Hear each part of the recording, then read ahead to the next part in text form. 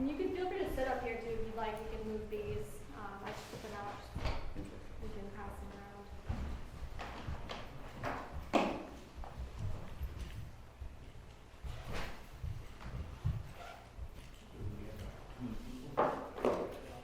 What's that? You have too many people?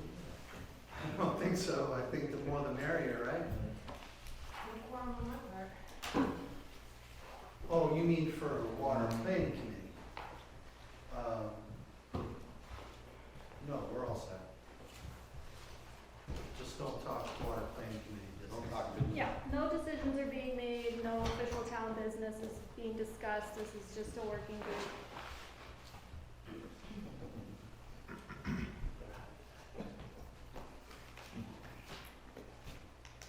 You want to sit up front here? Oh, okay. I can see that. No. All right.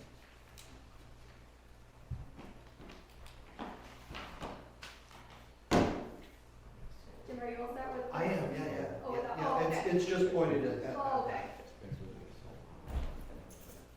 I think Tim Gale is supposed to be here. Someone else. Tom.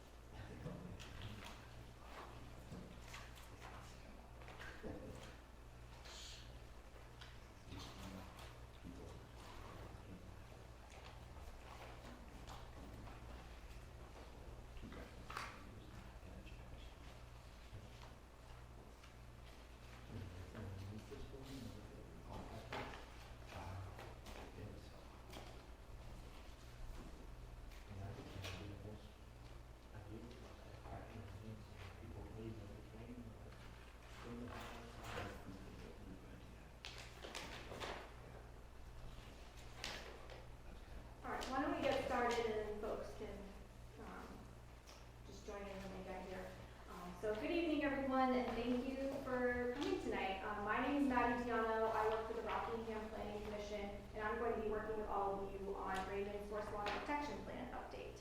And I think I know just about all of you, but if we wouldn't mind doing a quick round of introduction just so we all know who's in the room. I'll start on this side over here. Kevin Pratt. Great. Warren Dewey. Paul McCoy. Jim McLeod. Kara comments? Mike Unger.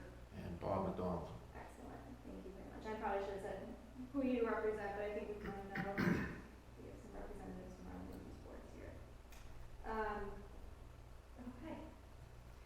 So tonight, the purpose of this meeting is to kick off the Source Water Protection Plan update. I am aiming to keep this meeting to an hour and a half so that we can all leave by 8 o'clock.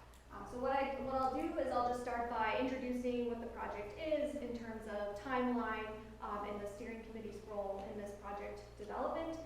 Then I'll just briefly go over what is a source water protection plan, why is it important, and types of source water protection strategies. And I know a few of you have already seen this presentation, but it'll be brief just for the folks that haven't. And then I'm hoping to dedicate the majority of this time tonight to actually have an open discussion with all of you on what Raymond's goals and priorities are related to source water protection, and to start identifying some strategies the community can implement to better protect groundwater resources. So that's the gist for tonight, and then we'll look to schedule a second meeting. Sound good? So just for some quick background, so this is a source water protection plan update. Raymond does have an existing source water protection plan. I did print one copy if folks wanted to look at it. It is a little hefty, so I didn't print the copies for everybody. But that is on the town's website. Last year, RPC applied for funding from the New Hampshire Department of Environmental Services to update Raymond's source water protection plan. We received that funding in June 2023, hence why we're all here tonight. There's no cost for Raymond to do this project, just we ask for your participation in the development of the plan, right? This is your community plan, so we just ask for town participation. Your role as a steering committee, it will be to guide the development of the plan. Earlier this summer, I sent a letter to all of the land use boards board chairs in Raymond, asking for a representative from each board to participate on the steering committee. The purpose being that we want to have as many perspectives as possible when we're developing this plan. You're all land use officials, you're familiar with land use regulations, and you're making a lot of land use decisions. So all of your perspectives are important for the development of this plan. So, the project timeline, so we got the funding in June 2023, and we are expected to finish this project in June 2024. So just really quickly, what is source water protection? What I'm talking about when I say source water. This might seem obvious. It's exactly what it sounds like. It's sources of your drinking water. So your rivers, lakes, reservoirs, of course your groundwater, all of these bodies of water that provide water to your public drinking water supplies and to your private wells. And ensuring that we have safe drinking water requires that we keep our sources of water as safe as possible from contamination. Again, you probably already all know this, but just quickly, this is a diagram just showing, in this case, groundwater, how it's distributed to our households.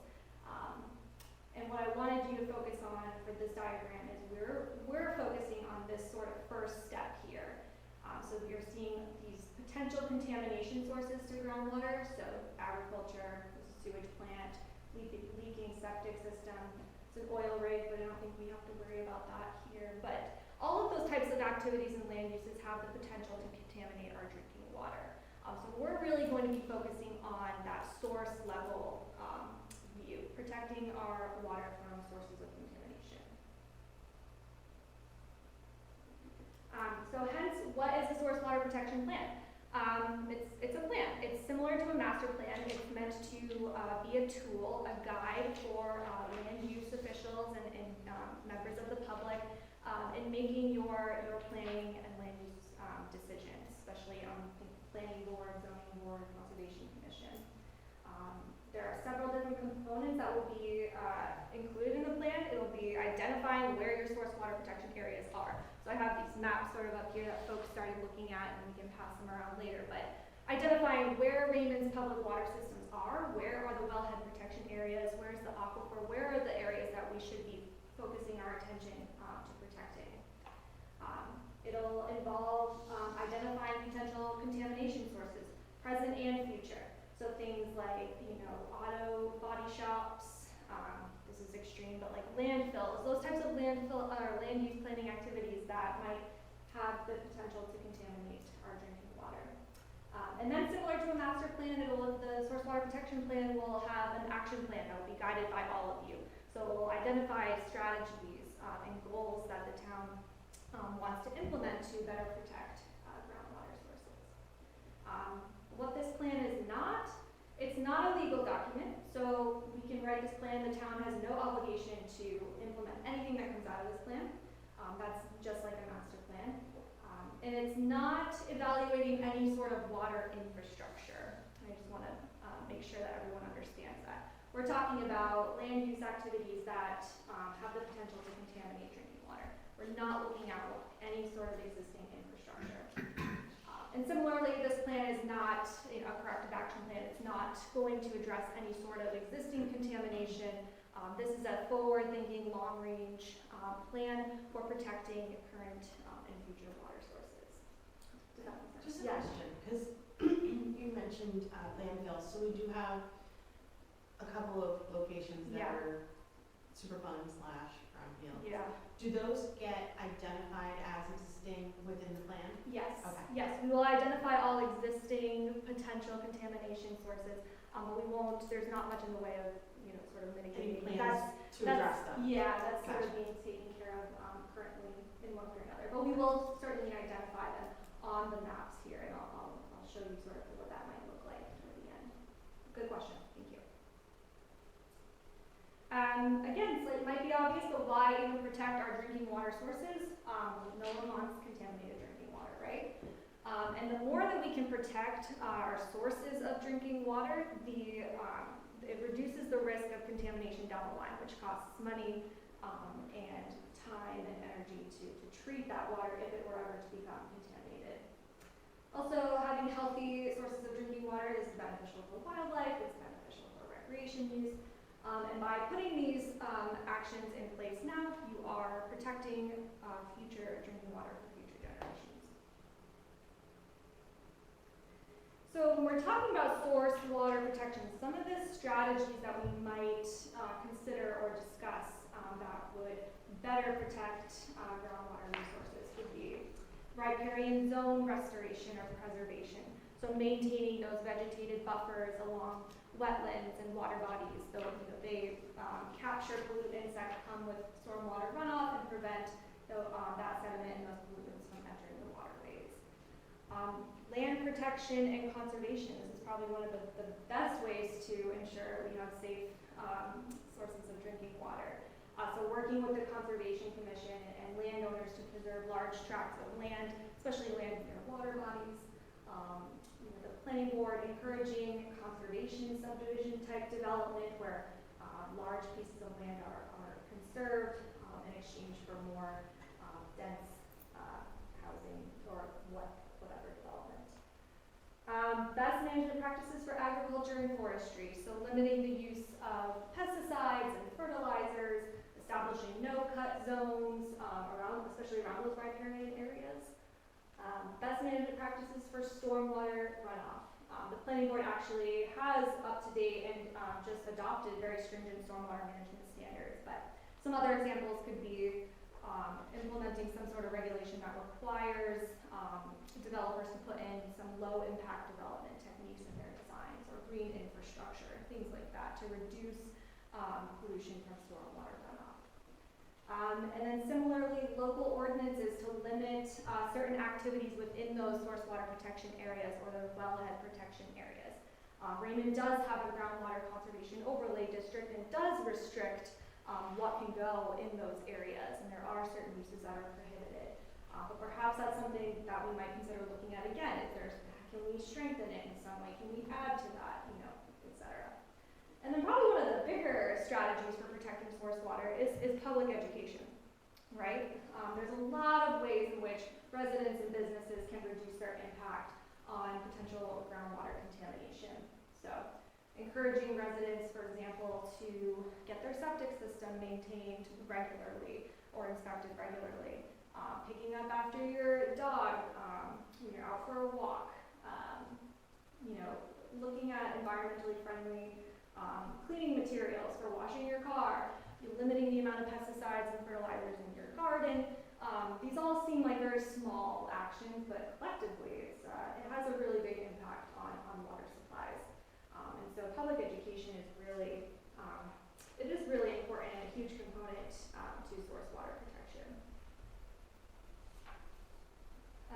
And then as I've sort of been alluding to throughout, the municipality in of itself has a pivotal role in protecting groundwater. You folks who are on land use boards, you're making very important decisions with regard to how land is utilized in town, what can go where, setbacks, your groundwater ordinances, things of that nature. And so you have a very big role in protecting groundwater. And then I just thought I'd highlight a few statistics just for your reference, and we'll certainly come back to these, but I just wanted to point out. This was in 2019. We will update some of this for the Source Water Protection Plan update, but I just wanted to make you aware that, just about over half of your residents in Raymond rely on a public water system for water, and 48% rely on private wells. There are currently 15 active public water systems in town, 11 of which are community water systems, which means they're serving a certain number of people year-round, whereas transient water system, non-transient, are water systems for like restaurants or summer camps. I think there's one on there. Not serving people year-round, not serving the same number of people all the time. So community water systems are your school, your apartments, condos, things of that nature. And of course, 100% of Raymond's drinking water comes from groundwater. And currently, Raymond's land cover is approximately 6.2%. Yes? That 6.2% impervious doesn't seem accurate. No? Okay. I could have made an error. So we were at 9.3% back in, I want to say 2010. Okay, So 2019, I think we've already crossed the terminator of 10% where the impacts of that impervious surface start increasing, accelerated. okay. Yeah, I can look into that. Thank you. I'm not sure where I pulled that from. I was gonna say, Oh, you're report- right. The report's 10.5 that you passed out earlier. I have a table of numbers here and I might have pulled from the wrong column, so I apologize and I will update that. Maggie, and Yes. also look at that 15 active public water Mhm. systems. And maybe some of these have gone on offline since, but in 2009, we had 20 in the. Yeah, some investigation. could have gone offline. Okay. Are you on, So you cross-reference that at all? when sure, you're I going can through put this? the inactive ones on the maps as well, we can identify those. Yeah, we'll update all of this information for the plan. So I just wanted to point out, so this is the Rockingham Planning Commission's region. And what this is showing, which is hard to see, are all the public water systems in our region. Those are those black dots. And then zoomed in on Raymond, I have a big map of this here. These are your public water systems with their wellhead protection areas. And it's very hard to see, that's why I have a big map here that I'm happy to pass around. So this is just the wellhead protection areas. And then this is all your public water systems with their wellhead protection areas in the light hatched area. The pink is the town's groundwater conservation district. Okay, and we'll come back to this, but you can see there are places where the wellhead protection area is bigger than the town's ordinance calls for. So that's something we can have a further discussion on later. I just wanted to show you that. And that's up here too, we can pass that around. Similarly, this is our region, this is water and sewer lines. And this is Raymond. So you do have a fair amount of town water. Okay, before we go into discussion, does anyone have any questions? I know that's kind of like a breeze through, but I know some of that is repeat information for folks.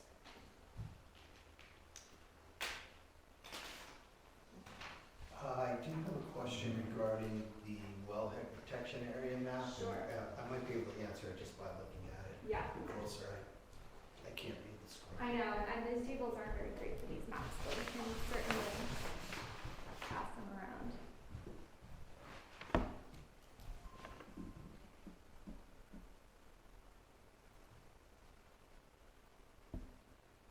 It's hard for me to tell about the road names labeled on here. Oh, okay. Is Yep, this this is Harriman Hill 101. Road? I think so. 101. Are you looking for the high school? Yeah. I think it's this one. Oh, But I- right, because yeah, we yeah, already yeah, talked yeah, about yeah, that. Yeah. So the names aren't necessarily, this is what DES has named them. But if that makes it more clear to put high school, we can change that. No, that's fine. It's Yeah, just, that one up there. so this well that is listed Mhm. as the Raymond Water Department, That's probably the building. It doesn't look like where the well is, do you think? well, it's marked as a public supply well from 2022. Okay.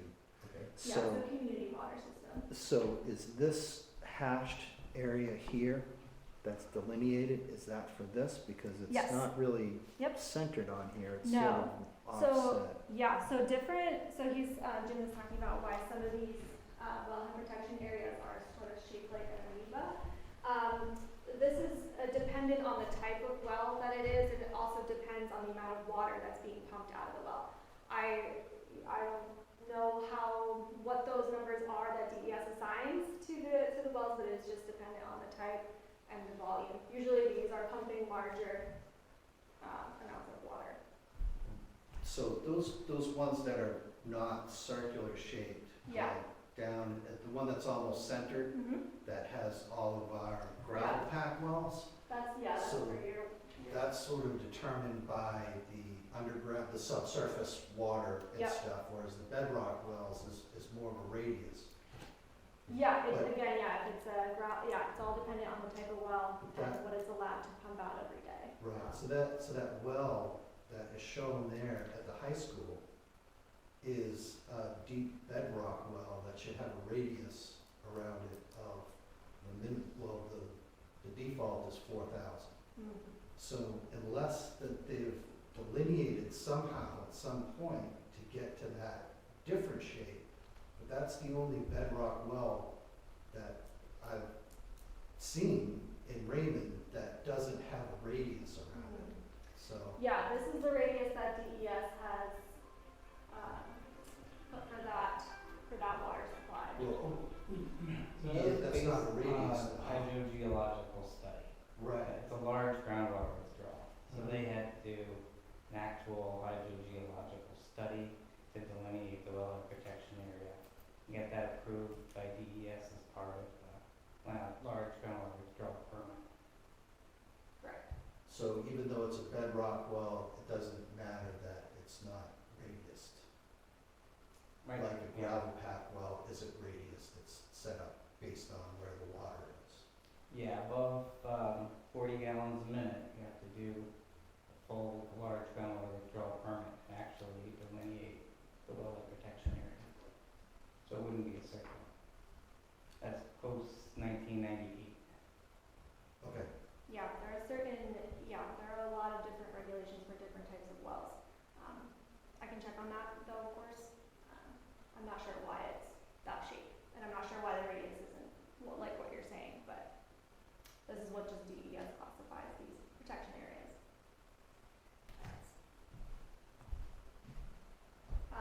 Any other questions?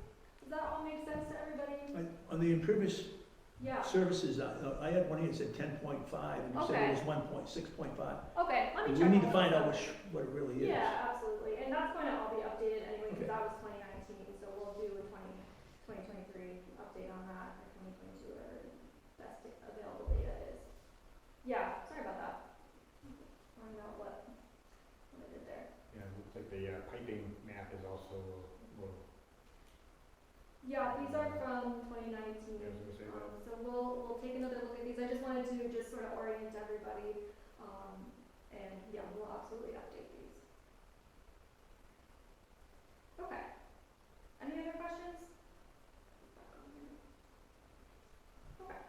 So what I wanted to do next was just have a sort of a big group discussion on, what's important to Raymond in terms of groundwater and source water protection, and start to think about strategies that the community can implement to better protect its water resources.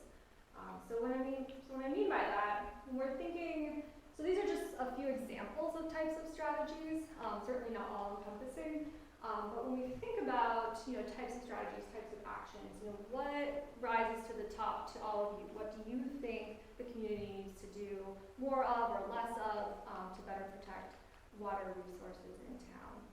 I know that's kind of a loaded question, but I think this is just to get us going, so that we can hear all sorts of different perspectives. This also gives me the opportunity to hear what you all want in your source water protection plan, and that will give me a good starting point to begin drafting that, and make sure I'm putting in and reflecting all of your input. Yes. On the agricultural, across the country, governments are letting farmers put human waste on their fields. And now they're finding out human waste from the septic systems have PFAS in them. So they're ruining the farmers' fields by letting them do that. Do we have any regulations against that, Raymond? I don't think so. Correct me if I'm wrong. I don't know how many farms we have left, they've all turned into developments, but I do know that they have been selling the waste out of Exeter, and people want it for their lawns. And they saw at one time that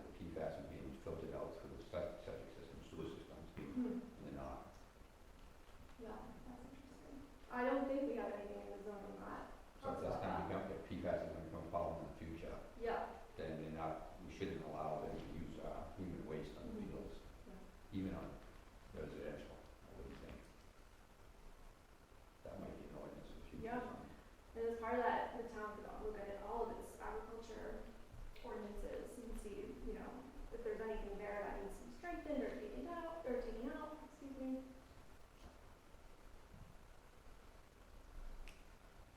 What else?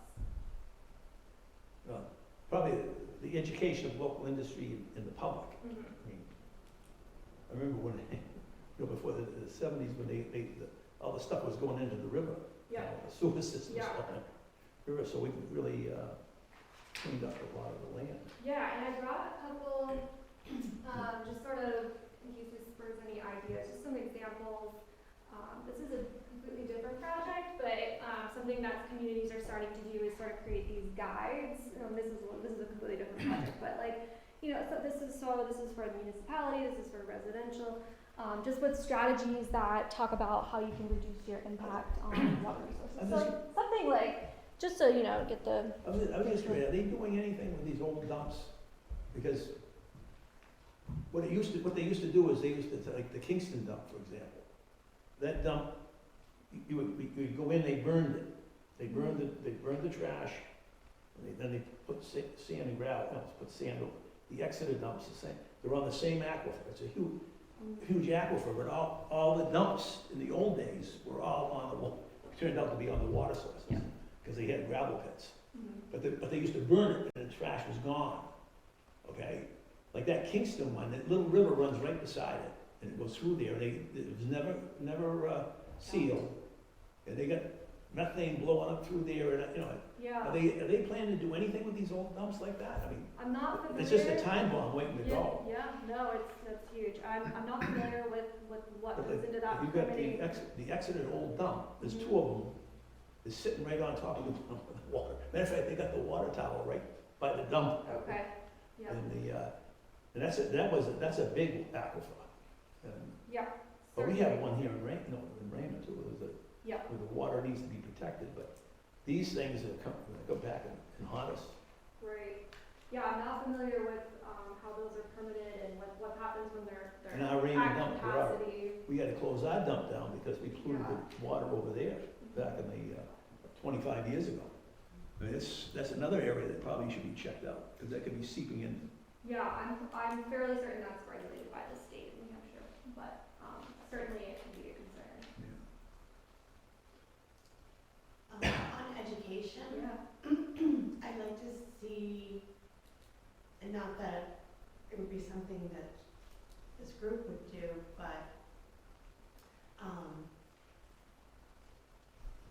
giving residents ideas of types of products that should be used within Yeah. wetland zones, the types of fertilizers that we prefer them to use rather than just saying, don't use this, don't use that. don't use that." Absolutely. Kind of go with the reverse of Like that go and for say, it. well, look for, these types of things instead. Yeah. Has the Conservation Commission ever done any sort of outreach related to that? No. I think probably if we had, an education part, if Yeah. we could get something, a little booklet, that any resident moving into like Raymond, Yeah. they get that booklet, because you've got people right now, they're moving in from Boston, from New York, and they have no clue what it is. Yeah, Like, absolutely. give me, I should give an example, but I was doing a function for some people, and the sister came in from New York City, and the daughter was there, and I'm sitting around, and we were talking about the trash, how do we handle trash in Raymond? So I'm sitting there, and I says, how do you get rid of your trash in your building? And it was in Queens, right? She's like, I don't know. Pull the dumpster up and throw it down, and it goes away. Out of sight, out of mind. I says, how many people you got in there? It was 14,000 people in one building. And they have no clue where the trash goes. They have a big incinerator down there. Mm-hmm. Then they take the rubbish out and put it out. So these people moving into Raymond right now, they're A little coming from different. Boston, New York. And that's why it's still coming in that way. Yeah. And you've got a lot of local people that have no idea about lawns and dumping gasoline out and things Yeah. like that. No, that's a great idea, and I think it's actually becoming more of a topic among communities is to, along with a sort of like welcome packet or something that people get when they move to town and register their Because you cars, wanna- giving out like flyers that, here, don't forget to Because you use eco-friendly products when you're watering your lawn if you're in such and such area, things like that of that nature. And then we also, on the other end, we gotta make sure that they aren't overdoing some of this stuff, like motor oil. Yeah, Okay, they're saying it's a contaminant, which it's a contaminant, but not a hazardous. right. And I had a guy, as an engineer for a Bailey company, when they were, you know, he was in charge of it, right? He Mhm. built this big building it was in Brentwood, right? And he would go out, he had a dug well, spring well, and he would go out and change the oil in the car, and go behind the big rock and dump it, right? Yeah, And I don't know if that was, he didn't know, or, but he was an educated man. absolutely, yeah, encouraging residents not to dump that stuff in the lawn or down the drain to And then talking participate. on, but motor oil isn't so bad as like, you know, it doesn't really, it's not good, but Still not it's a good. contaminant, but not Right. hazardous. Right, yeah, I'm encouraging, I think Raymond does a household hazardous waste collection day, you know, encouraging residents to take part in that, like, And don't just throw yeah. it, like, in your As long as they trash. understand what the problems are. They Right. can't use to throw it. Absolutely, yeah, no, that's a great idea. I've talked to people that moved in from the cities, didn't know they had their own well. Yeah, And they I didn't bet, even know they had a well. I bet. Yeah, To Let protect alone it- how to test. To protect it or your well. anything, Yep. yeah, protect it, test a lot, yeah. Raymond doesn't require any sort of private well testing No. before a Oh, when the house CO. was built new, before they move in, it's part of the occupancy. Oh, really? Okay. And I'm not sure if that's a requirement, but it's, something the building inspector used to do. Okay. We had no idea. That's something else that you could explore. You know, you are as a town allowed to enact an ordinance that requires private well testing before a certificate of occupancy or upon a real estate transaction. And that, I can give you that ordinance, but, something that the town of Hampstead did was encourage residents to test their private wells, and they somehow acquired a bunch of the testing kits from DES, and handed out resource guides on, you know, what to look for, how to read your test. Of course, there's room for human error in those types of things, but I bet a lot of people don't know how to test their well, or doesn't even occur that that's something maybe they should do. And along with testing sewer, Hmm. probably also have the sewers tested too, but that would be good. Gonna test it along, and see if the sewers contaminated the well too. Is that part of the standard house inspection? Do they look at the sewer? They only look for obvious things, like if it's coming out of the top of the tank. They can't test in the ground or No, what's in I there. wouldn't be able to tell. And when you have a home See, inspection. most people that buy real estate, the mortgage company requires a Right. test, and most people that are, well, except for this market, most people, they do a test, a water test if they go to pay cash. Yeah. So, Mhm. What else? These are good ideas. I think going with the suggestions of what to use also, for, like trees and shrubbery and types of plants Yeah. that are more beneficial. You know, we have such a concentration of wetlands in our town, that having some recommendations for different types of greenery that, you know, work best in this Yeah, maybe environment. encouraging more native plantings and, yeah. Yeah, that was brought up in one of the work sessions we had. Okay. Tricia is recommending to get from DES the list of the right specimens. Yeah. And then maybe also some education around, what can be done to, you know, maintain your yard if you're in a wetland, zone or overlay. You know, I know bittersweet is my nemesis. So things like that, you know, I can clear up to a certain amount, Right. but if you're not aware of your particular Yeah. lot, or if you're in that area at all, you might just go hacking down everything Yeah, and not people don't realize know, right. the downside of, you know, Mhm. doing that kind of, the impacts of that. Absolutely. What about from a regulatory standpoint, planning board folks? Well, last year, after, was the 75-foot setback Yeah. from a major water, perennial and Mm-hmm. intermittent intermittent streams. Yep. And the first time that went before the voters a couple of years ago, it lost miserably. I heard, yeah, I heard Right. about that. Mhm. With, the Conservation Committee did some outreach and explained the need for that, Right, of exactly what we're here tonight to do, yeah, is to protect the great groundwater. example, great Yes. example. Right. Excellent. Right. That's what I think I was hoping that we would see when that failed, that we would see more education come out of conservation. The best practices or recommendations and Mhm. guidelines around how to maintain your property, so that we don't have to implement greater boundaries, right? Right, yeah, I think that type of stuff is always helpful, and I like your idea about having a pamphlet or something. yeah, for just new something residents. easy to read that can go out with car registrations. Yeah, that's becoming more and more of a thing, because it's, it's sort of low hanging fruit. Yeah. Yeah. The one thing that I don't think we have in our books is, no cut zones. Right, I don't believe so. I don't think so.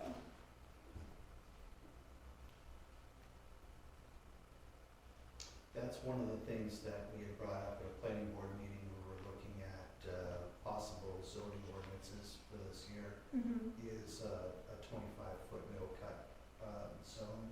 So if there's, I think we heard that Chester has one, but if there's other people that are within the RCP that have that, maybe that wording would be helpful to us. Yeah, I can take a look around, and I'm sure, yeah, there are some communities that have that. Are there any, I guess I can look at this, but, I'm just thinking about cutting, and so, there are some lots of town where they do logging. And I don't know if they fall into the particular areas that we're touching on. But would there be separate guidelines to how much can be logged within a certain time because of them being in an overlay? There could be. I don't think Raymond has Or that. maybe that's something to work into. That is, yeah, that's something the town can consider adding as an ordinance. So, Like a conservative logging. It depends on it would depend on who's logging for what, the operation, but certainly something to consider. from the planning side, we only have any authority over site plan and subdivisions. We don't have Correct. any say over Yeah. logging or. Well, they don't even have Uh, it. It's state, it goes to fall under- state. But you can still So- make recommendations as part of this committee. Right. So,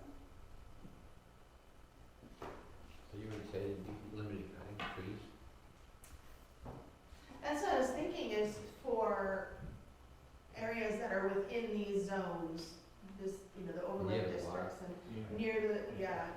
near the wellheads and such, and I don't know that there's actual land that is being logged in these areas, but something to consider, maybe giving some guidelines around conservative planning towards, logging within conservation overlay district. or discouraging any sort of, activity within those riparian zones, those buffers around water bodies. Absolutely.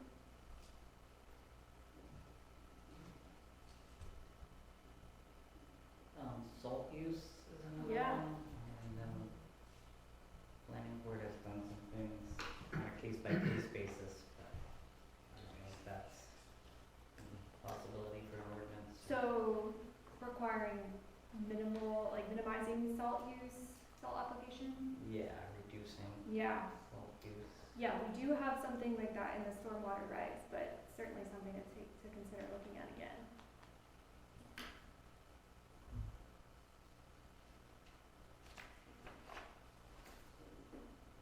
Yeah, I'm curious, what do you see at the Conservation Commission, what are there issues that you come across with people trying to get permits, or, is there something like, I wish people knew more about this, or, That's one that's come up that we Yeah. recommended, especially for these big, the couple that are in front of the planning board now. yeah, But a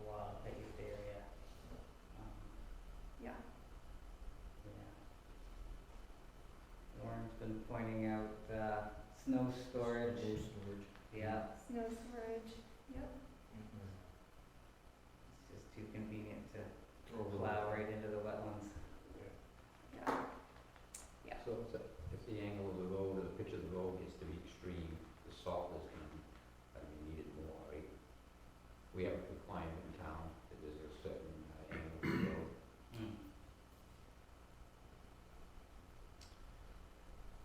Yeah, Well, then- reducing those angles. Reducing those angles would cut down on the use of salt, I would think, as Yeah. opposed to allowing angles like this, you put salt on the road like that. Brings up a good point, because on like a site plan, if they have to, you know, they're trying to place a driveway so it has the least amount of impact, but sometimes that least amount of impact puts them on a steeper incline than they would if on a more circuitous route, so you have to weigh the benefits. You know, is a little more salt for a steeper steeper driveway better than less salt on a meandering one that does more, I don't know, permanent damage to wetlands, so, I don't know, it's a tough one to figure out. Is the planning board looking at its groundwater protection, groundwater conservation overlay district ordinance at all this year? I think we haven't really decided what we're gonna be looking at this year, just because there's been so much, on our plate Yeah. with, applications. Absolutely. Well, there's certainly things that, you can work on in that.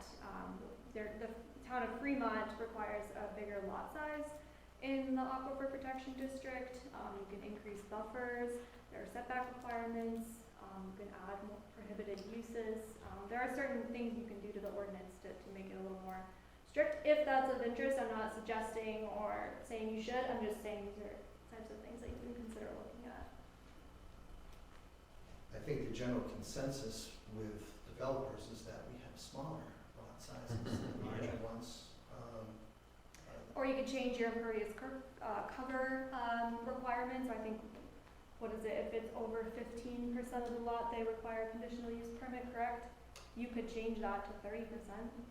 We could, but again, this is one of those things where I don't believe that an application has ever been denied if they had 100% impervious. I don't think anybody's ever been denied before, And that's, yeah, that's something maybe, because they can go to the ZBA for a variance.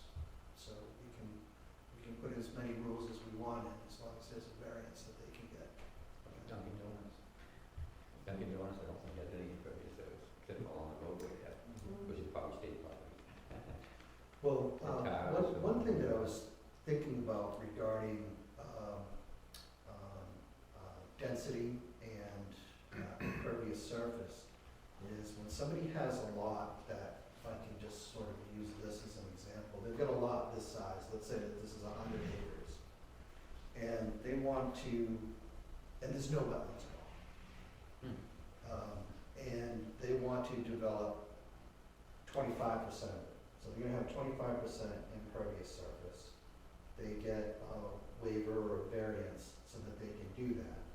Now they've got their development going here, and this is all paved and stuff, and now they're going to sell this land to somebody else. So effectively, they have 100% impervious surface, and now this person is gonna say, okay, well, I want 25% of this. You keep doing the same thing until we have a parking lot here. Yep. So is there something that we can do that says, if you're using this land as part of your calculation, it has to go into a conservation protection easement? So Yep. that you cannot build on this ever again, because you use that land to get your impervious surface here. yeah, absolutely, and we can, so that's, you're sort of touching upon like a conservation subdivision type of idea, where they're required to permanently protect the, like, for example, the back part of the lot. For the benefit of For the the increased benefit, density. yeah, and so the incentive is they can actually relax some of the zoning requirements so that they can fit more, houses or whatever they are into a smaller area, but that back part is preserved permanently. If you can implement that in your groundwater ordinance, there's certainly ways that you can do that. We can talk about like the cumulative impervious cover That's interesting, though, we can look into that. Because I think as great as the idea behind the 15% impervious surfaces, I think Yeah. that it's toothless the way it is right now. Absolutely. Therefore, increasing it to 30%. Yeah. Well, would you want to change how that process goes? Instead of a conditional use permit from the planning board, maybe it is a variance from the ZBA? Do you think it doesn't matter, maybe? Is that how it's set up now, is it Mhm. conditional use? Yep. So the planning board grants those conditional use permits. Well, what are those guys up to? So you could change that and say, this is a ZBA permit. So I think the hurdle there is that because it's, like I said, I've never seen any, application ever denied for impervious surface, is how do you begin to do it? So do we increase it from 15% to 20%, but then be like, that's the number, Yeah, period? yeah. So that when other people come and say, hey, you gave this guy 15%. Regulations change, someone can't come in and say, well, you let them do that when this was this. That's, regulations change. But yeah, they're your rules, they're your regulations, 20% is the max, that's it, they have to figure out a new design. I like the idea of requiring the area that is to be green space still, reserved for green space to be put into some kind of a conservation easement. I think that would be the most protective for going forward, even if down the road, 30 years, somebody were to try to resell that lot, sell off that part and develop it further. Would that have to be stipulated inside of the deed, so that Yeah, couldn't be yeah. Absolutely. subdivided? And that is that could be, for example, a criteria for the conditional use permit, the variance, is that if you want to exceed 20% impervious cover, you have to, dedicate X amount of land for permanent open space. Something like that, Wouldn't even go there, I would just say based on your calculations, this area that's being retained for quote-unquote conservation should officially be placed in an easement. Is that something that could be a condition, worked into the conditions? Yes, we would have to figure out that language, but that could be a criteria that is under your conditional use permit. I will say, because I've recommended this before, but the planning board, you currently don't have any criteria for the conditional use permit. I would recommend adding some criteria, because right now I've seen the applications that come in and they just check the box and say, yeah, we exceed 15%. And then there's no. And then have a nice day. Exactly. Please approve. So that is something I've recommended before, so I'm comfortable recommending it again. I would absolutely add some sort of criteria to those conditional use permit applications when the planning board's reviewing those. And we have lots of examples that I can share with the planning board. So if they put that into conservation, do you still tax the land? Yes, I believe so, but I can check on that. But what you're also getting at is more, it's like I said, the conservation subdivision type of idea, which is something the town does have in its zoning regs. So perhaps that's also something we could take a look at or work on strengthening or incentivizing. I will say, having walked through that with a couple of potential applicants, that ordinance could also use some work in terms of clarity. Because it's a good concept, right? You're sort of, in a way, relaxing some of the zoning requirements to be able to protect more open space. But if it's not clear, and it doesn't make sense to people, folks aren't gonna. So, do they have, on these impervious areas, don't they have areas where you can treat the water that comes Yeah. off? Yeah. No, where you can make that, if you got a big project coming in, I don't know, like a big campus type of thing, if they treat the water properly, you could have more area for impervious, right? Yeah. So I think you gotta find ways not to be sitting there, you can't do nothing with your land. Absolutely. Because that's why the ZBA is involved. And if they come up with a good reason, the more regulations we put in, the more it's gonna be more difficult to put in there. Some of this has gotta be common sense. Absolutely. Yeah, And Great. is there ways to do this so impervious? Because Absolutely. the way it's going, I mean, we got millions of people, Yeah. people are gonna need places to live. Yeah, and that And they're goes, gonna need, yeah. So that's sort of touching on, requiring the low impact development features, the green infrastructure, those stormwater, basins and the ponds and things of that nature with the development. I'm seeing a lot more and more in towns, developers, which is good and bad, but, using, pervious asphalt, in places. And a lot of the time, it's so that they can reduce their impervious cover percentage, so that's, there's ups and downs to that, but I mean, that's a technology that is available. Maybe you should, more clarity in the, regulations so that, there's not so much guesswork. Yeah. Change the language and stuff, so Yeah. people understand what the hope is. So to Mr. McCoy's point, I think some of the developers are coming in and they're saying, well, there's actually 0% impact because of our stormwater infiltration ponds and stuff are taking the Mhm. place of these wetlands and forests that we're paving over. But I think somebody from the Conservation Commission can maybe answer this, that it's not the same thing. You're taking water from the surface and you're infiltrating it back into the ground. And they do treat it for, for oil. Some of them have oil separation. Some of them have solids, sand and stuff like that. Mhm. But it doesn't do a lot for the nutrient removal No, and, it's and still- other yeah. things. So even though you can say that you're infiltrating, that there's 0% water that's running off the site, it's not the same as a natural wetland or a natural Of course. thing. So we have to sort of differentiate between those two philosophies. Absolutely. That's a DES allowance, isn't it, basically, as long as you're treating the water?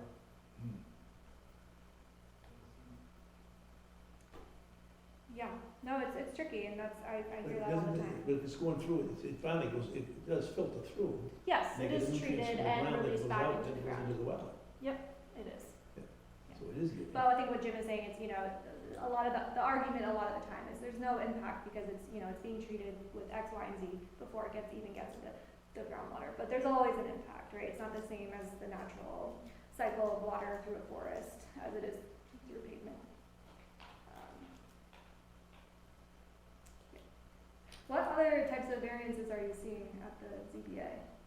Most of them are site setbacks. Yeah. I think we've got one coming in about, doing something on a private road.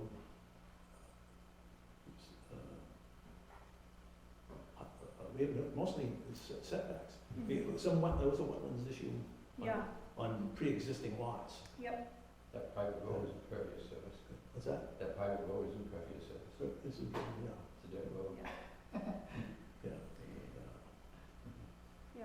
I'll ask, do folks think that there is and I'm not suggesting anything, I'm just brainstorming. Do you think there's a need for, board trainings or more resources for your land use boards? Whether that be like workshops or maybe joint sessions to talk about some of this stuff that's showing up, in front of each of your boards, having someone come in from DES to talk about, what the requirements are for citing a public water system or things of that nature. I know everyone's busy, but do you think that is a need in town, or? I Absolutely. do. Yeah. I think ongoing, and it should be, recurring every time, maybe the turnover, briefly, but Yeah, there should be at least access to maybe an online session, of training where anytime a new board member comes on, mhm, here's a checklist of the things that you should familiarize yourself with, and either it be DES coming in yeah, regularly, or if they have a module that they can log into. Yeah. I think all of that's great. When you Yeah. do it in the school district, every year you have to go through and renew. right, yeah, that the makes sense, training. yeah, yeah. So that's something else that we could potentially explore putting in the plan, increasing, the resources available to your volunteer land use boards. I think we should also have a town day of recognition of conservation and water preservation and make it kind of like a,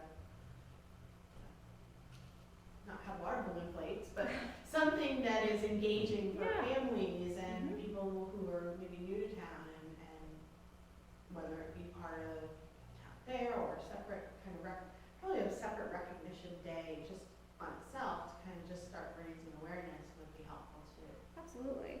And I think that's beneficial twofold, because that also, people often don't know where to go to like get involved in town. And so having some resources available, like this board meets this time, this board meets this time, and residents can, get, involved in the community. We need some ARM funds.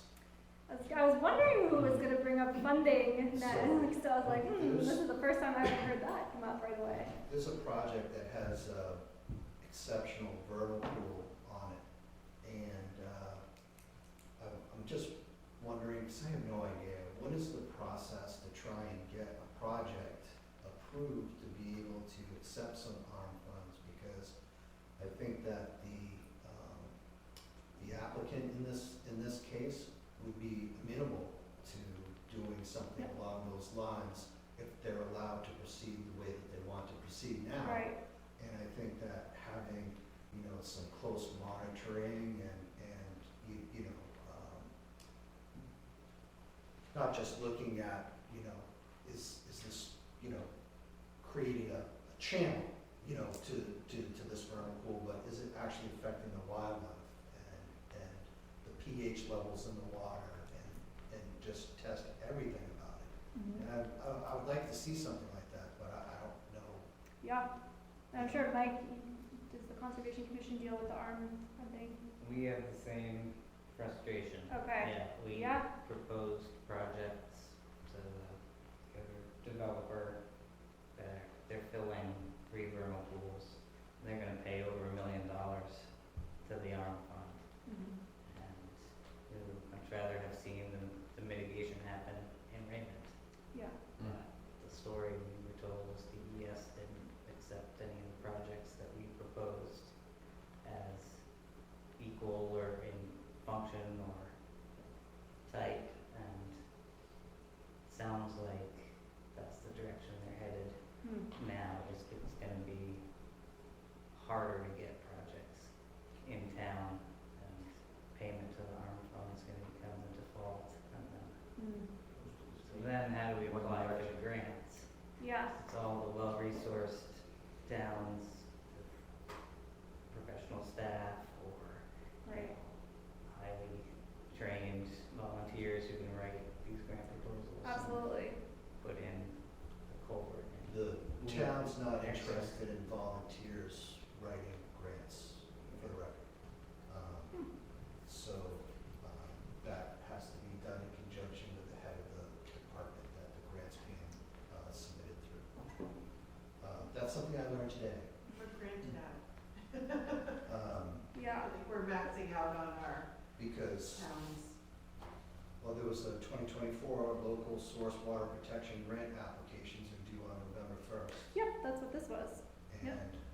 and there's, I know that, right? Yeah. And so there's a whole list of other things other than Yeah. this Oh, that yeah. they can do and apply for that, Oh, but yeah. they are not accepting volunteer help at this time.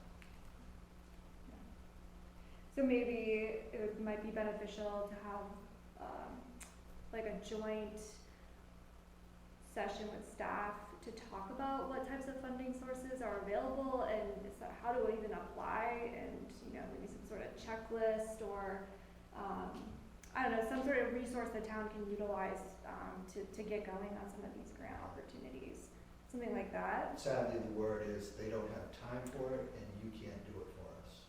So that's where. Right, we're at right. with grants. How would be an opportunity to actually speak with the team at DES? Mm. What is their criteria to get the right wording of what the grant wording is? Yeah, That's and they do something I that all think the is time. worth it. Well, And then at that maybe point, we can pull some do we need to strings. have any legislation done to help steer the ARP funds to the towns that are putting lots of money, Yeah. or developers who are putting lots of money into the art fund to focus it back to where the money, Where the damage is. right, right, A lot of right, grants start right. out, a lot of grants, like the fire grants, the police grants, start out with small towns, Yep, and then it switches over to cities. right, And then from then on, the cities get all the grants, and the small Yeah. towns can't get any. right, right, Like you say, they have professionals write the grants, right. and they pay them if they get the money, if they get the grant. So they get a carrot stick, the grant writer gets paid if he gets Yeah. grants. Yeah, but that's a great idea, and I'm sure I've been DES. asking for over a year Right, just for as, somebody to come to a conservation commission meeting. Oh, from DES, and they won't? Yeah, he keeps pushing me off. Interesting. I was just curious, when you're setting up some of these things, is there any way to bring in the engineer or someone that's knowledgeable that does work with developers, and one that works with the towns? Mhm. Because what I, there's a lot of animosity sometimes, there's different things when they try to meet with these two. And again, we're sitting here and we really, you go for it, like a lot of conservation and so forth, you want just stop everything, you want to make sure the water's covered, which we all want. Right, But on the other hand, are there safe ways to do this that we don't know about? right.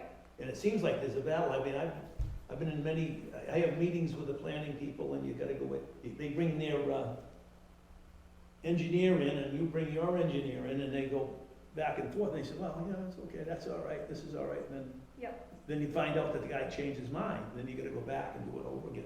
Because some of these things, like the big developers, like the people that are going on right now, we might be able to solve the water problem if we went together with them, because there's gonna be some impact fees. And I'm quite sure we can get some of them up front to help with some of the stuff that we have. It's a possibility now, if they get approvals, so to speak.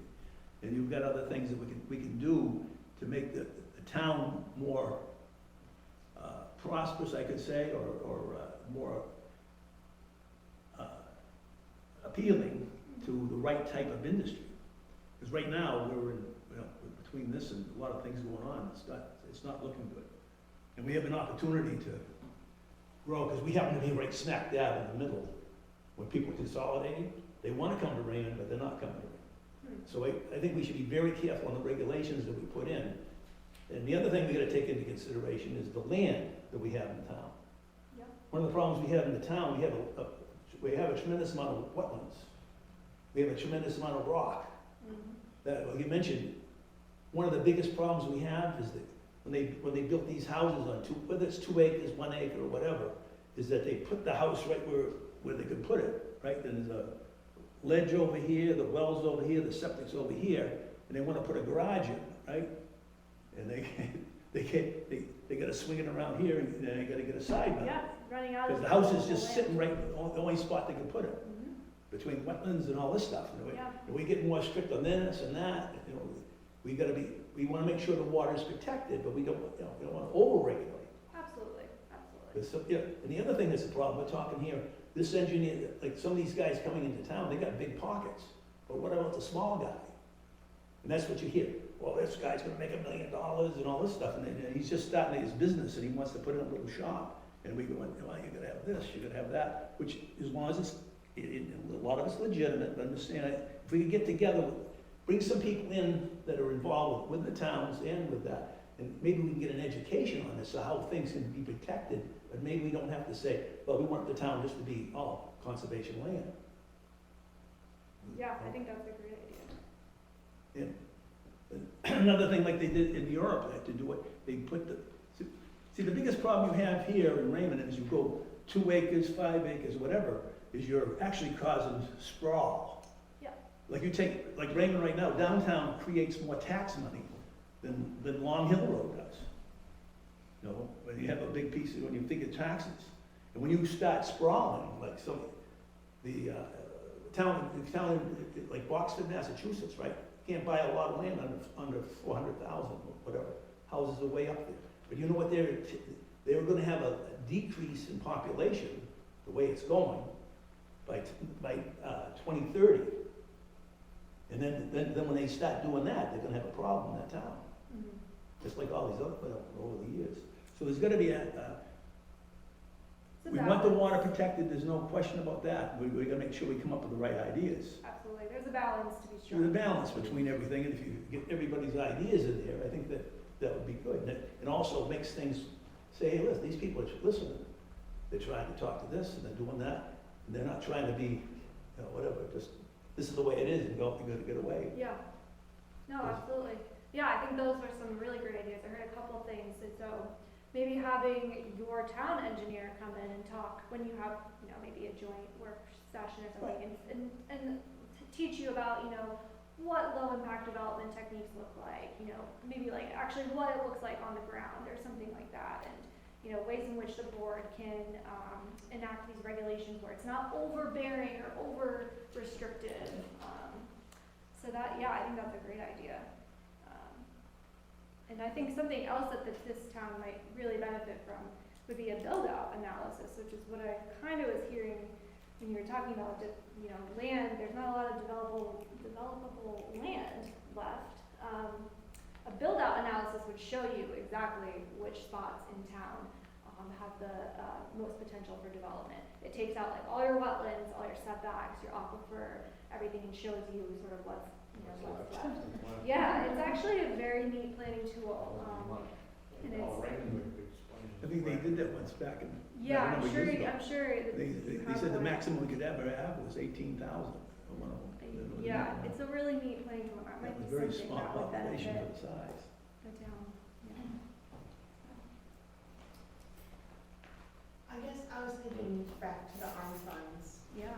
and is there anything that towns do, I don't know if surcharge is the right word, but if you fall into, this particular development approval, like maybe as a condition but I don't know if the town could set up a fund where we would create a surcharge of sorts or a percentage of, if you're paying the state $1 million, we're going to require 5 or 10% of that fee in our own local Yeah. fund. Well, I think essentially what you're talking about is impact fees, which the planning board has to Does adopt. impact fees cover, I guess it's No, infrastructure, but. Not That's the second wetlands. time I've heard impact fees, and they're both misapplied here. I thought impact fees were more for road and It has to be for a specific, has to be defined, it has to be defined for a Yeah, which specific we don't project, even. and it can't be anything that's like maintained, it has to be a new project that hasn't been done yet. So, that's impact fees. Right. That's separate from system development charges and ARM funds and other things. I guess I'm thinking of some kind of a perpetual fund that would be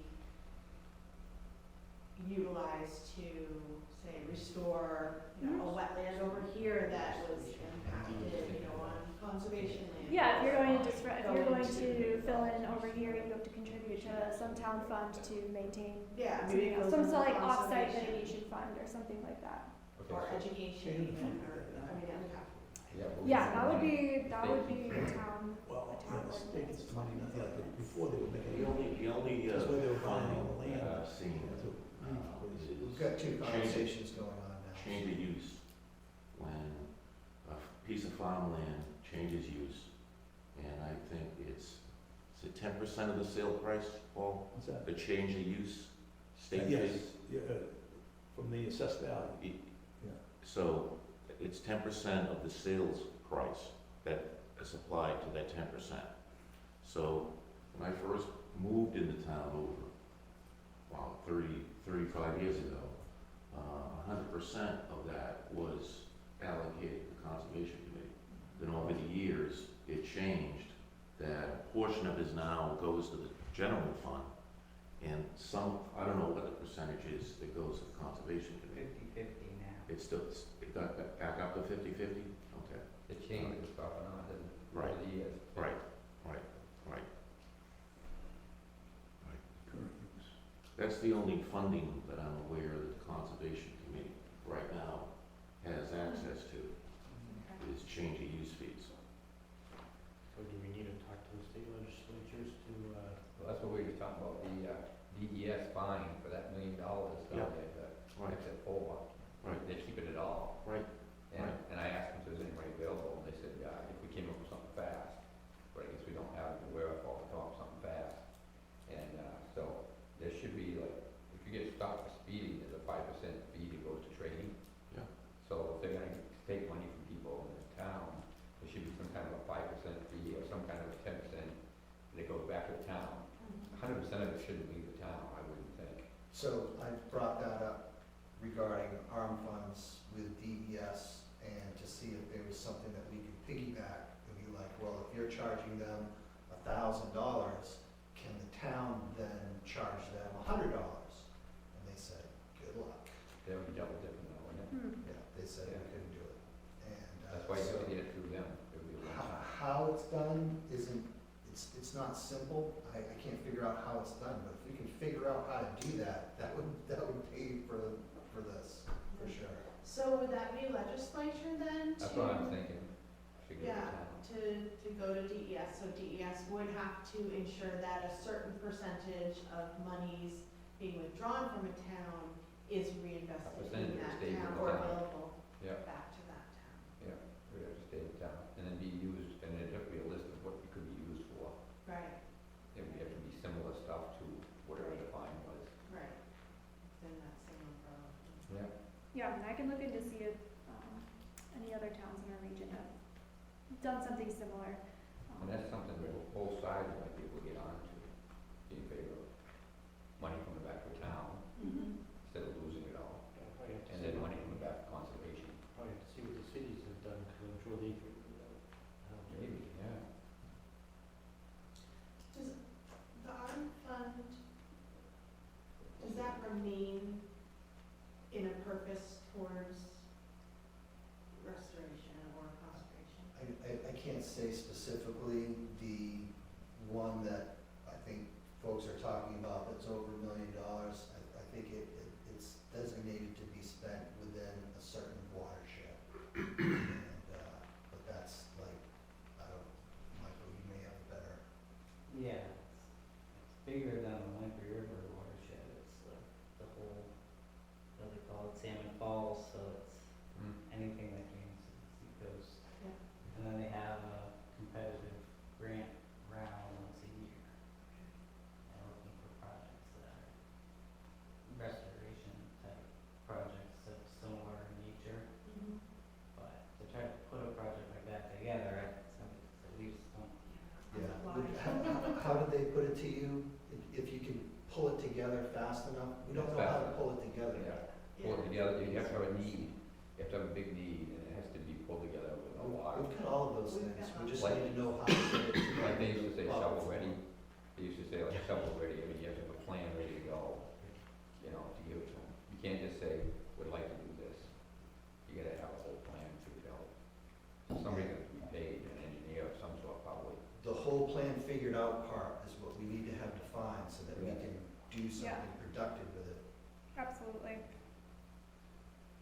One of the things that I've been thinking about with the emergence of PFAS as a recognized contaminant is requiring PFAS test on every well and every water body or wetland in a property that's being developed that comes before the planning board, so that you have at least a spot snapshot of where PFAS testing is. And eventually, you know, that database would grow exponentially as more applications come in. But every time somebody sold a piece of property, we should be testing the wells for PFAS, whether it's private or not, and have that put into a database. It's not expensive. Is that something you could use that ARM money for, testing? No, can't use that ARP money for that. I don't know. But there are funds available, but again, we don't have anybody to write grants right now, and so the money's just wasting away. But we could require it by regulation to have PFAS testing in this way, so that we can develop that database on the developer's dime. And what would the database, what would that be used for, just to keep track?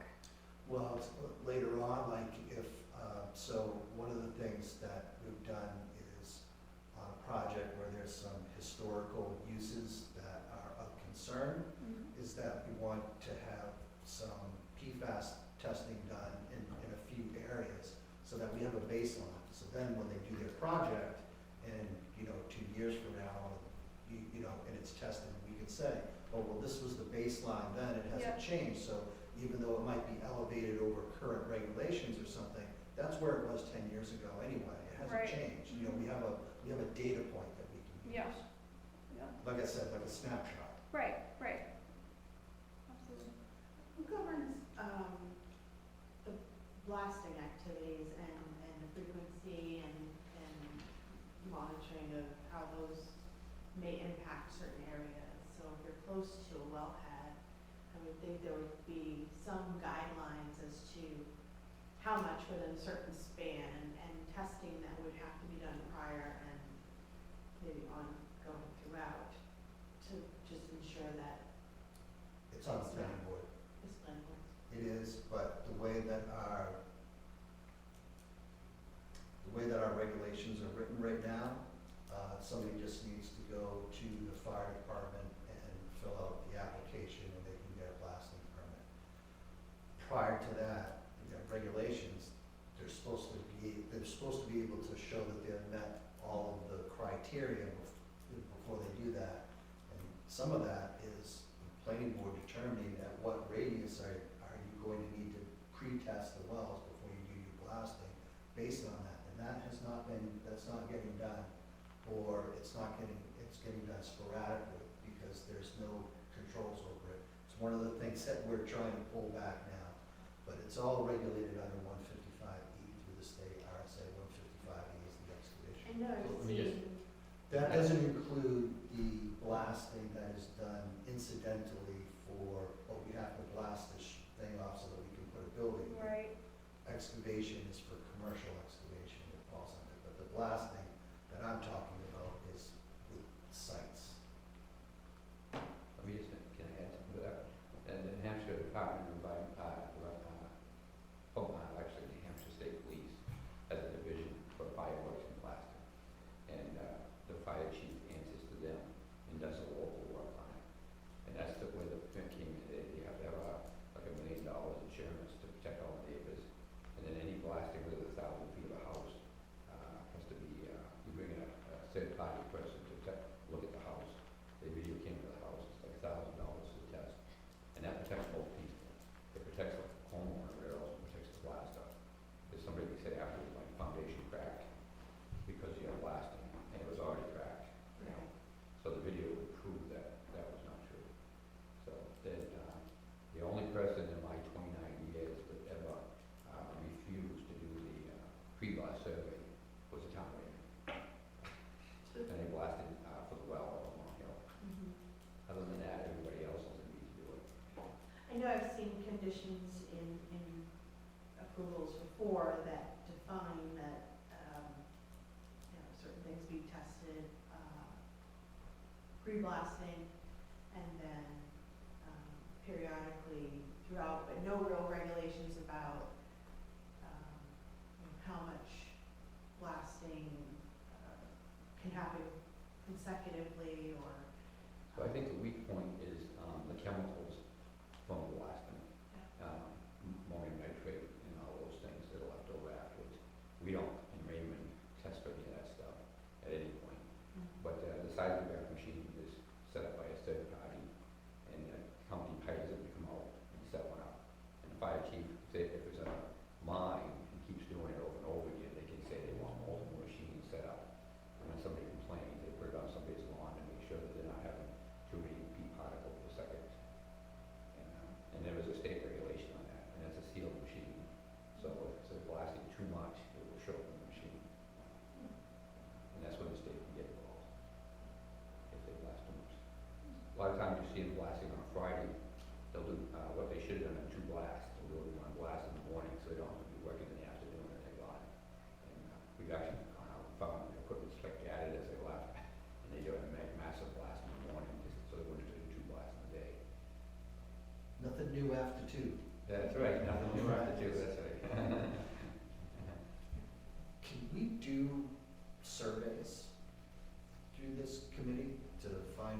what the general population thinks of things, because I know like when we did a survey in 2009 for the master plan, I say we, I wasn't here then, but Yep. when the town did their master plan, one of the questions was, do you want to see growth in Raymond decrease, stay the same, grow slightly, or grow faster? Yep. And only 9% said that they wanted it to grow faster. Right. So the majority of people wanted it to stay the same or grow slightly. So it was a little bit on either end, Yeah. but people are looking for slow, sustainable growth. And I think that this should reflect that. So I understand that there is housing concerns throughout the state and whatnot, but that has to be weighed against the people that are here and paying taxes and what they want. And the vast majority of them want slight growth. Yeah. So, It's not within the scope of work for this grant. However, I can certainly look into it and see if that's something we could do as an RPC for this project. We still have an active contract with the town for circuit riding services. So I mean, there's potential room we can do something in there. I'll have to look into it, but it's not within the scope of this grant okay, project. that's fine. That was my only question. So you don't have to look into it. I know that we have some master plan Yeah. updates that we need to start looking at on the planning board side. Absolutely. We'll probably We- get a more contemporaneous view from folks on what they think. Yeah, that might be a better idea to do your big master plan survey, put it in there, but the RPC can always help with survey development as well. I think he was right about the growth factor, but almost everybody wants more commercial and in tax base. Yeah, no growth, And that's less the taxes. thing that Raymond has an advantage of right now. If we work it, we can get the good businesses that don't need a lot of services. Mhm. It's like I've been involved with a lot of the ones that came into town, and I've been involved with Epping. And I'd much rather have what Raymond has than Epping does, because their taxes, they're $2 more than we are. And it's, because they gotta have the police down to Walmart every day, and they got a lot of issues over there. Well, we got the biggest building in the state, and people don't even know what's there. Right, 700 trucks a day go in there, and people don't even know they're there, the way they do it. So, They have their own response teams too, right? what's that? They have their own response teams as Yeah, well. Yeah, They have yeah, their own. most of those guys, So that doesn't tax like our. the people coming on, resources much. I'm not involved at Exit 4, those guys would be, if we can work with them, they might be willing to do some help us with our water issues.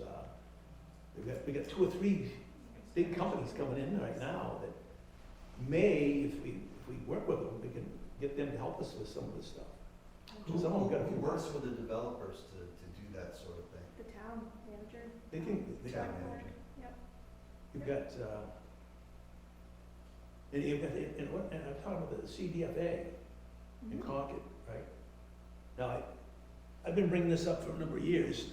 They made over $1 million, let's see, we had one, we had Home Depot going over there, they paid $25,000. They got 50 grand from the developers that were gonna do the quadruplex years ago. Okay. They stole the land from the Indians, so we don't have to get into that. And they ruined the thing in here, and they made $1.2 million on the land that was given to them, right? And the town of Raymond hasn't got a dime of that back, and they put in seed money for Keene, and all these towns get this seed money to do development from the RTC. So I'm not sure what happened, but they got, the town, what I understand, they got all upset with the town, and they didn't wanna do anything in here. I'm not familiar with that, but Well, yeah. but they got 1.2 million of them, they got from the town of Raymond. By selling the land to when Pease bought it. Nobody went in there. From the Indians. Elmer Pease bought it, it was quite a few years, they actually had a $2 million loan on it when they finally sold it. But the CDFA had it split up, they were gonna put lots in there at one time. So just as part of this, could 'Cause you, I think the director up there now, I talked to him about it one time. He Yeah, said, there's "Well, if certain we can get loan and grant some money down here in Raymond to Yeah. help, like that 65 acres we have up on Flint Hill, or if somebody wanted to come in and work with a quasi-government, like they did in Exeter. You know, when they put the industrial park in, the town was involved with the developer, Yeah, yep, and they got grant money, and yeah, there's some very strict They did- criteria for some of those. where the Continental is now, you know, Continental Drive in Exeter. Yes, The 350 acres that went bust in the recession, Bank East donated the land. They hired it was already all the wetlands and all the engineering was done on it, right, 350 acres. And actually, I was sitting with one of the with the the other group, the economic development. She said, isn't that nice that Holton Engineer only charges $120,000 to do all that engineering? They already, they already had it. hmm, That's one of the things that happens in that type of thing. That's what I'm concerned about, is so many things that are duplicated. yeah, This engineer wants this, and then the guy goes and gets it, they wanna do it all over again. hmm, It's been paid, sometimes, I've seen it 3 or 4 times, yeah. but that's, what you have to be careful of. And I'll have to change the titles. But I'm saying some of that money came from the CDFA, Yep, and Raymond should deserve some of that money, somewhere from. yeah. I'm sorry, I'm not familiar with the acronym, CDFA? Yes, CDFA was a community Community Development Finance Authority. authority, it's They a have certain quasi-government loan, yeah. agency They in probably Concord. paid for the carpets in this place. What's that? So they probably paid for the carpets in this place. But they give the seed money to a lot of the towns. They to have do that. they have certain loan and grant programs for communities to improve. There's all different ones, but there's, the one that comes to mind is they can help improve, water infrastructure. But there's a lot of strings attached. It's a very competitive grant program or loan program. So we can look into that and add that Yeah, to. they get grants and. Yeah. Does DES have periodic, like, health checks that they do on aquifer and, our wetlands areas, or for towns in general? Is there any kind of demographic information that we can utilize to see how we do compared to other towns of our size? Yeah, and not situation? really. I mean, the state is required to monitor, certain types of permits, so like AOT permits, they'll come in and monitor the storm, or inspect the stormwater, provisions, or for, large wetlands permits, they'll come in and inspect, but there's no real, database that, compares. Nothing outside of development that would say, town of Raymond has, let's say 25% Mhm. wetland concentration, and so on a 5 or 10-year plan, those are monitored or checked Yeah, to see if there are changes, more or less, in the mapping that goes around that. yeah, I'm not sure about the state, I'm not sure about that, but, something that comes to mind is which I'm sure you might be familiar with, the Wildlife Action Plan. Has anyone seen that? They just updated all of their maps, and it shows all wetlands in every community in the region. Where they track like landings and. Yeah, and they show areas of high concentrations of wildlife. They show wildlife corridors and prime wetlands, and they include all that. I can send that around if you're interested. That's where what is that called again? 'Cause I think that's where that term, highest functioning wetlands Yeah, is. yeah. What Yeah, is we'll that? really end up. It's the Wildlife Action Plan, and it was they recently did all of their mapping within the last couple of years. Is that correct? Are you familiar with that document? I pull it up. I don't. I know the online mappers, I didn't know they Yeah. updated it, but if you see I'm happy to tier one, send that. tier two. Right, and then just, Highest value So- wildlife. right. Yeah. Wow, nice valley habitat. Right. So I'm happy to send that around to folks. Is the wetlands mapping, is that all online now? Yeah. I used to get the books. Yeah, it's all online. I'm happy to send that around. And just a note, I don't know, I mean, I can certainly send an email about this, but the old source water protection plan,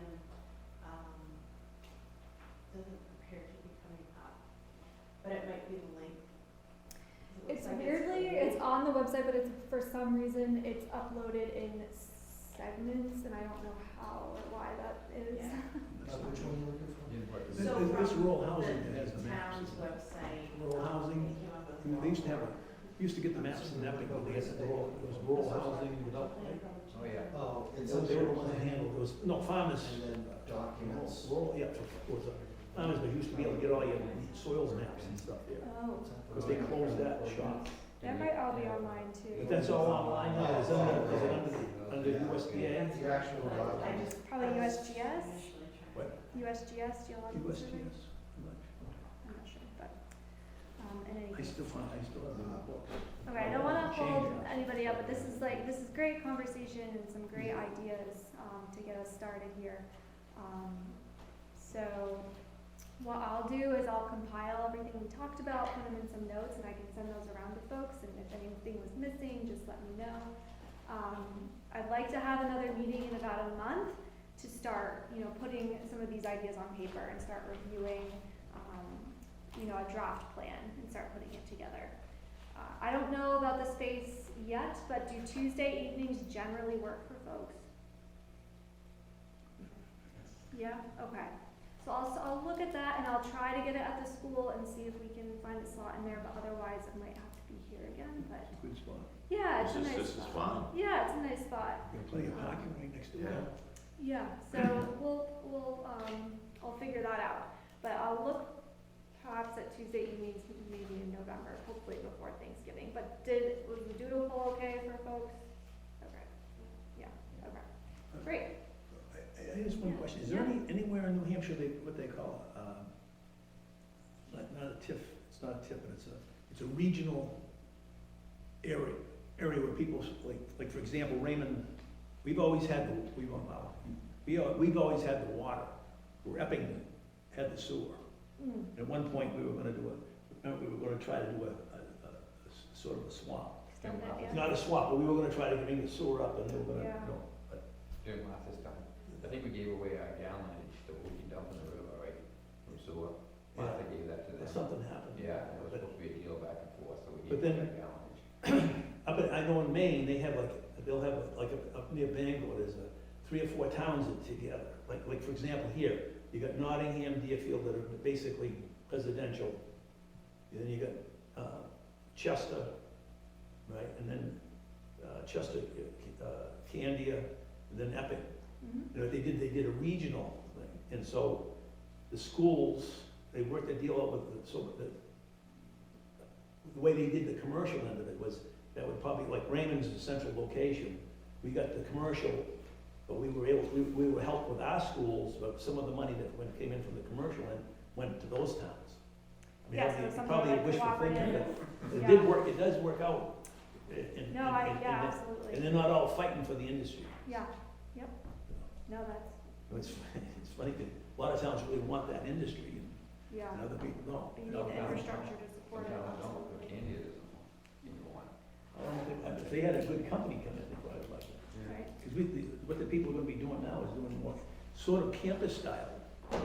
Like, for example, Raymond, I've been pushing it for years, is that you've got the law firms in Manchester, in Bedford, and you got them over in Portsmouth. Right? Well, what's happened is they're consolidating now, Mm. because of the internet and so forth. Yeah. And the ideal place is right here in Raymond. We're within For thought. 30 minutes of 4 registries. Merrimack, Hillsborough, Rockingham, and Stratford. And Hillsborough might be looking for about 35, 40 minutes. That's 75% of the population of New Hampshire. Yeah, no, Okay. food for thought. Yeah. And then, and what happens is they're gonna consolidate, like, they've gone down from 200 square feet per employee, it was 50 before the pandemic, and now it's like 10. Because people are working from home, and they can go to the registry, and we got the roads. So I think we do have an opportunity to do that now. And Certainly something we can look at. Maybe that could be the Flint Hill development. What's that? The Flint Hill development. Okay, could I'm be happy right. to stay in chat for a few minutes, I don't wanna hold anybody up. We've never developed Flint Hill. Thank you all for Yeah, yeah, coming, no, I appreciate all your time and 65 your acres. input. You'll see an email from me for our next meeting, I'll try and work on that scheduling, but hopefully sometime in November before the holidays kick in, so. always feel free to reach out if you have questions or ideas or wanna, run something by me. Always feel free to reach out, so. Thank you. Thank you. I have a question Yeah. about Flint Hills and not paying tax. wells, because Flint Hills. Yeah, that's right. Well, what happened is, I have it on my fridge. so these are our gravel pits, Okay. and this is the area. Yeah, he was I just. split it up. Is it assigned to a certain, like, We had 200. Blackstone Reserve, and that well. What do you mean Identifies that particular well, so like here, we don't have the septic, it's only showing two wells.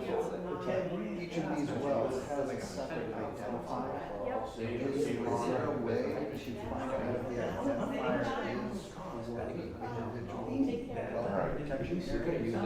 Because this one that's here, I think I've seen this shape prior to this well being drilled, which makes me think that this is for the prior well that was at the high school, not the new bedrock well that we have. And that's what I'm trying to find out is this part of the well that was there previously, and that this is just a carryover, or it's actually for They that can see it on bedrock? that map. The town of. I know, did you catch that question I was asking? Yeah. Because I was gonna ask them any source. there was an Leaders. applicant here before the planning board was here. I have And my. this was only last week, and they said they went to DES, and they had a map, it didn't show Oh, that would be wonderful.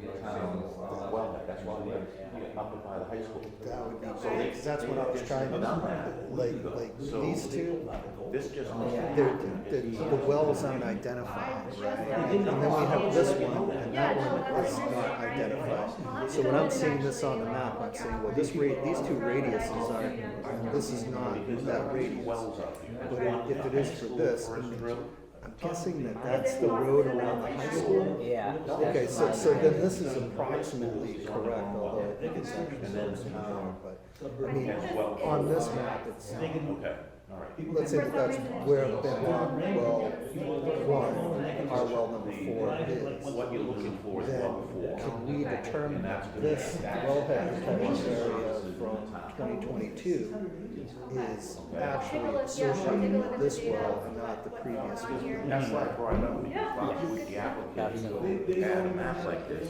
but didn't show well for us. Okay. I'll look into it.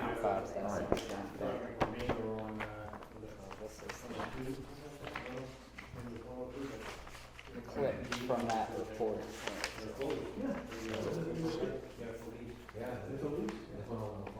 It's a little hard to see, but that's the. Yeah, I can see where it's delineated. Yeah, and this is I'm the not sure how they local control protection it. area, A so lot of that's complaints now. the hatched area. I mean, I used to, I had 50 agents working on me, and I had one shot, they took deposit. Do you mind if I grab my magnifying Wow, glass? and I can, like I said, I'll email you this, the report it came from. But yeah, so what, And the thing is, the complaints. where do you get the wellhead protection areas?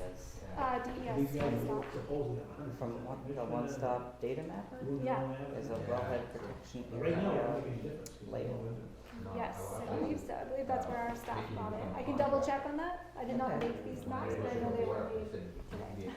Cool. I- Yeah, I didn't know that was. I don't see on the legend where they're calling it the wellhead protection area. Oh, it's that. Oh, I see, it's Yeah, got the little arrow leader, there to it. Yeah, Okay, and then that's the zone of influence, right, so that. which was- actually extends outside of the, Yeah, I was curious about that too. so how come the zone of influence isn't incorporated into the wellhead protection area? That sounds like it's, the opposite might be true, but not. Right, yeah, I didn't know. This must be some sort of, watershed boundary. I think there's a stream there. Yeah, but if, Where was this from? Can I get a yeah, copy of this? oh, so this, I gave this presentation at the Conservation Commission a couple years ago. I can send it. Ah, yeah, that'd be delightful. I appreciate that. Because that'll clear up something for a current applicant that they'll be very happy to hear. Mm. Not that No, Okay. it's station. Yeah, Okay. that's why I was. Yeah, thank you for providing clarity